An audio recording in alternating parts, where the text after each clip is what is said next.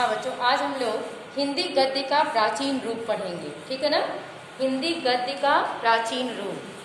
तो सबसे पहले आपको जब नोट्स दिया गया होगा उसमें ये बताया गया होगा कि हिंदी गद्य का प्राचीनतम रूप किस भाषा में मिलता है। सबसे पहला है, कौन मुझे बताएगा? राजस्थानी।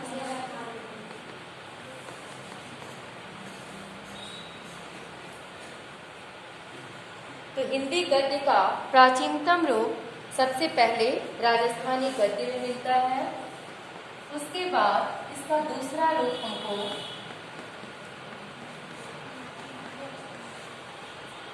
मैथिली गद्य है।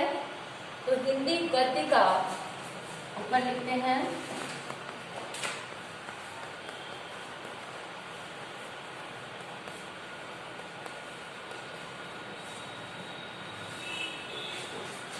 हिंदी गद्य का प्राचीनतम रूप पहला राजस्थानी गद्य।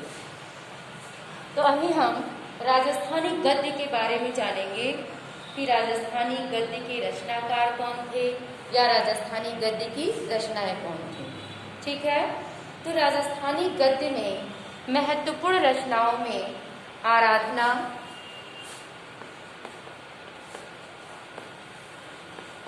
अतिचार,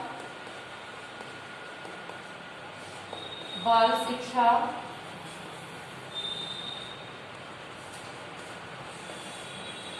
ये रचनाएं थीं। इनके रचनाकार मुनि जिन विजय थे। इन रचनाओं के रचनाकार मुनि जिन विजय थे।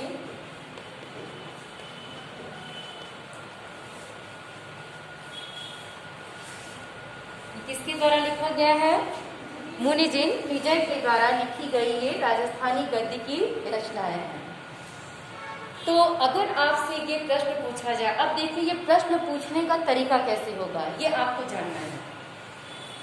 अगर दे देगा आराधना कि आराधना किस भाषा की रचना है, राजस्थानी, मैथिली, ब्रज या गद्य, तो जब आपको याद होगा कि राजस्थानी गद्य की रचनाओं के अंतर्गत आराधना, अतिचार, बाल शिक्षा ये प्रमुख रचनाएं आती हैं, जिसकी रचनाकार मुनि जिन विजय हैं। दूसरा, अब इसमें एक प्रश्न और बनेगा कि हिंदी गद्य का प्राचीनतम रूप हमें किस भाषा में मिलता है। उसका उत्तर होगा राजस्थानी भाषा में। हिंदी गद्य का प्राचीनतम रूप किस भाषा में मिलता है? राजस्थानी भाषा में। दूसरा आपका शुरू होता है मैथिली गद्य। इस मैथिली गद्य में महत्वपूर्ण प्रमुख रचना के रूप में आपका आता है वर्ण रत्नाकर। इसमें महत्वपूर्ण रचना के रूप में आता है वर्ण रत्नाकर। इसके रचनाकार है ज्योतिरीश्वर। रचनाकार कौन? ज्योतिरीश्वर।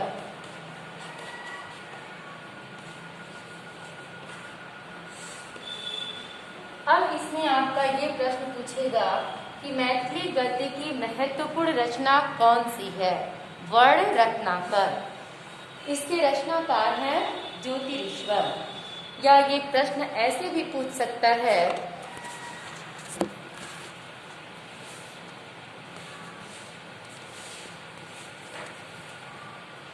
बच्चों, प्रश्न ये ऐसे भी पूछ सकता है कि ज्योतिरीश्वर किस गद्य रचना से संबंधित है।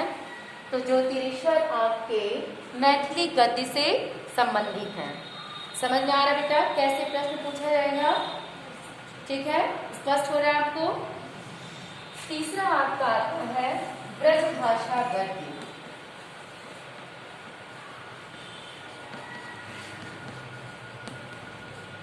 अब ब्रज भाषा गद्य में आप नाम सुन, अच्छा इसकी शुरुआत लगभग 1400 ईस्वी से मानी जाती है।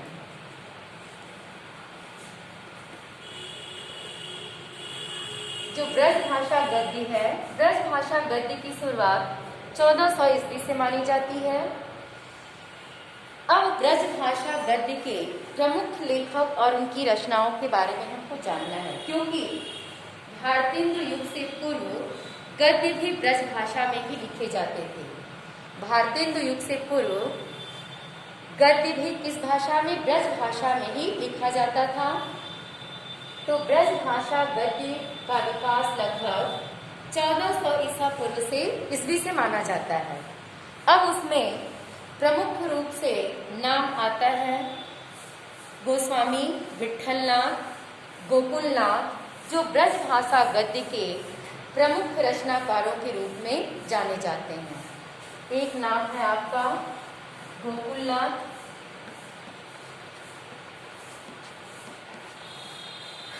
इनकी रचना है 84 वैष्णवन की वार्ता, 252 वैष्णवन की वार्ता और विट्ठलनाथ 84 वैष्णवन की श्रृंगार रस मंडल। विट्ठलनाथ की रचना है श्रृंगार रस मंडल।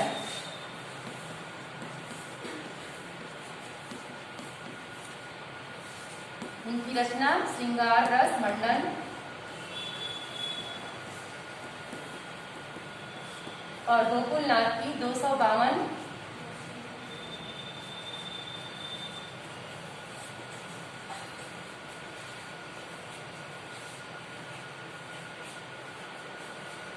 इसको आप लिख लेंगी 252 वैष्णवन की वार्ता और एक है 84 वैष्णवन की वार्ता। ठीक है, एक 252 वैष्णवन की वार्ता, दूसरी 84 वैष्णवन की वार्ता। ठीक है, ये आप सुन रही होंगी, आप उसको लिख लीजिएगा। ठीक है, फिर आपका तो ये हो गया आपका ब्रज भाषा गद्य। बेटा थोड़ा संक्षेप में ही आपको बताते चल रहा है। ठीक है ना, अगर आप थोड़ा और विस्तार से पढ़ना चाहें तो आप एक बार किताब और देख लीजिएगा। ठीक है, अब आता है खड़ी बोली का गद्य।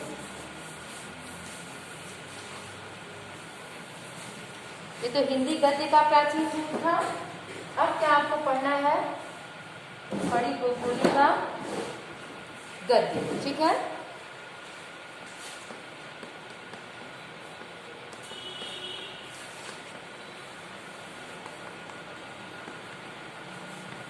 अब देखिए, जब हिंदी या इसको कह सकते हैं हिंदी गद्य का आविर्भाव भी कह सकते हैं, खड़ी बोली गद्य का विकास या हिंदी गद्य का आविर्भाव। तो हिंदी गद्य का अगर आविर्भाव देखा जाए, खड़ी बोली गद्य के विकास से पहले हिंदी गद्य का आविर्भाव, तो हिंदी गद्य का आविर्भाव कब हुआ? 19वीं शताब्दी में।